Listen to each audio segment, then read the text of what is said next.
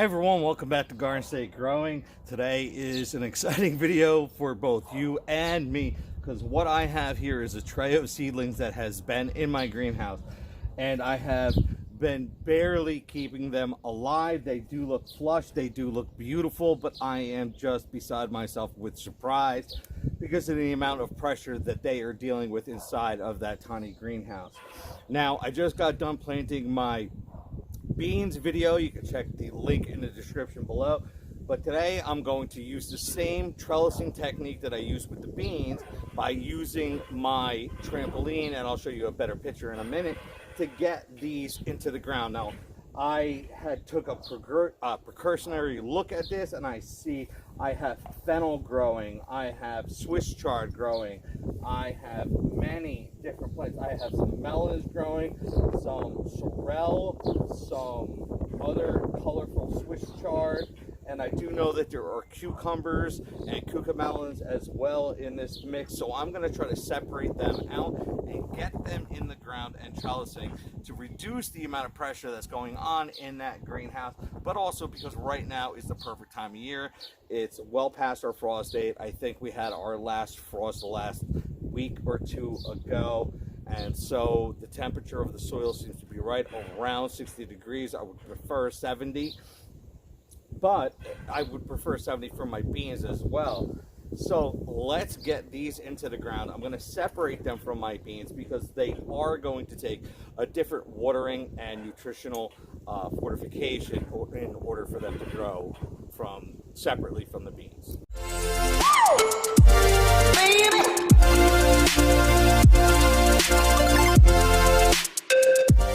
Believe it or not, cucumbers are a tropical vegetable. They like warm to hot and moist weather. There's basically two types of cucumbers. There's the vining type that needs to be trellised, and then there's the bush type that does more, that does better in containers and little patio gardens or small gardens. The vining type does yield more fruit during the entire course of the season, but there are ways that you can get bush cucumbers to yield more, and that's by succession planting your plants at least 2 weeks apart. So you plant one, let it grow up, 2 weeks later plant a couple more. There are many different varieties of cucumbers. For example, there's ones that are better for slicing, there are ones that are better for pickling, there are ones that are better for spears. So when you go out and you choose your cucumbers, just keep in mind what the end accomplishment is that you want to get. Do you want to get ones that are going to be nice spears for pickling, or the slices to eat raw on a salad? So just look, usually the seed packet will tell you what type they are, and then just grow the ones that you're going to want to eat. Now, it's recommended that bush type cucumbers be planted anywhere from 36 to 60 inches apart. That's a lot of gardening space, even if you're just doing it in containers. I tend to definitely skirt that rule and let them grow quite a bit closer, more like 1.5 feet. I'll let them go maybe 2 feet for the bush variety. Now, as the vine variety, usually they recommend 12 inches between plantings. I'll do like 8. You know, I always skirt that closeness rule. So now, cucumbers do like a slightly acidic soil. They would prefer anywhere between 6 and 6.8. I know that my compost is around 7. I'm just going to leave it alone. I'm going to let them do what they do. Now cucumbers are heavy feeders, so they are going to need at least 1 inch of water every week, okay? And they are going to need a very good water-soluble fertilizer that can be applied about every 2 weeks, I would say, is probably good. You know, if you see them struggling for nutrition, you can add a little bit more or a little bit less. The same thing with the beans that I planted. I am utilizing my trampoline as a natural trellis. I dug a trench and I filled it in with my mushroom compost that is full of rich organic matter. That's going to help these cucumbers grow. Once you've got your cucumbers in the ground, they really take very little care.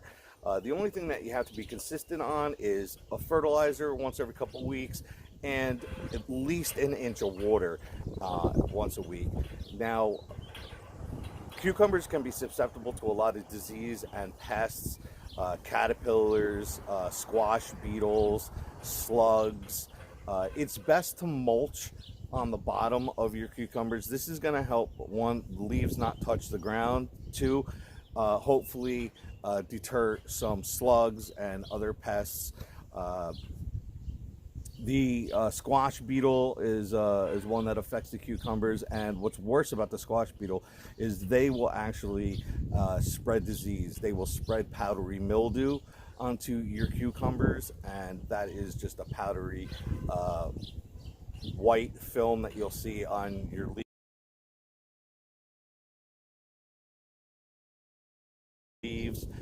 If you do notice this right away, you can hit it with some type of fungicide. Now there's a lot of different organic options out there, and some home remedies. A baking soda mix works really well.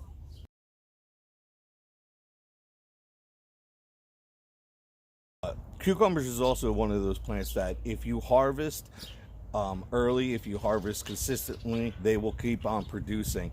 Cucumber is definitely one of those plants where their job is to produce a fruit, make seeds, lay those seeds, reproduce, and then be done.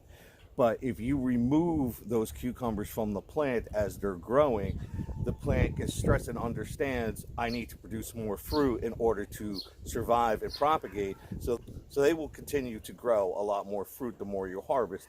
Same exact thing goes for all your beans and your peas and stuff like that.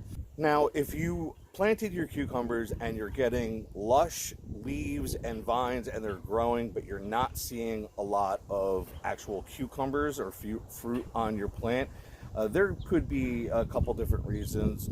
One is inconsistent watering. They can develop into misshapen and odd looking cucumbers.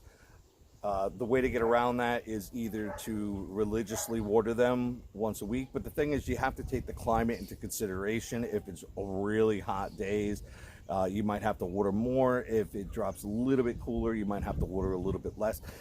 The best way to water cucumber consistently is the same best way to do with tomatoes and peppers and everything else, is to set up some type of soaker hose or drip irrigation that's going to continually feed your plants to make sure that they have consistent watering.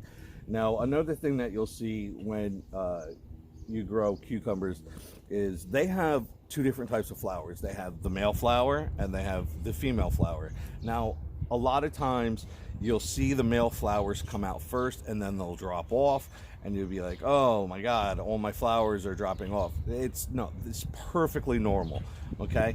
And then within like a week or two, you'll see the female flowers start to bloom. Now you can tell them differently apart. I'm going to try to put some pictures up here for you to see. The female flower will have looks like a small little cucumber at the base of the flower. That's the female flower. Now that needs to be pollinated by a male flower. If your pollinators in your garden are not good, if you don't have a lot of bees or butterflies or other insects that are going to pollinate, you may have to hand pollinate. Again, that's a very simple process. A dry brush, go to the male flower, get some of the pollen, go up to the stigma of the female flower and brush it on, and you should have a much better harvest after that. All right, guys, that's all I got today on cucumbers. I hope you enjoyed it. If you learned something, hit that like and subscribe button, hit that post notification bell. Why not share this with a friend or a family and let them in on the secret on how to grow cucumbers, even though it's not really a secret, it's just gardening. I just took a look, and here's a perfect example. Up top here we have the male flower. It does not have any type of cucumber at the base of the stem or any kind of pod. But then if you look down here, you see I've got the little pod. I've got the little female plant. Now I highly doubt that this got pollinated, so it's probably just going to die and drop off. That's fine. There's going to be plenty more. I did use a little string to help trellis these cucumbers up. Initially, just to get them integrated into the fencing. Once they do, I will probably wind up removing that. We'll see in the future.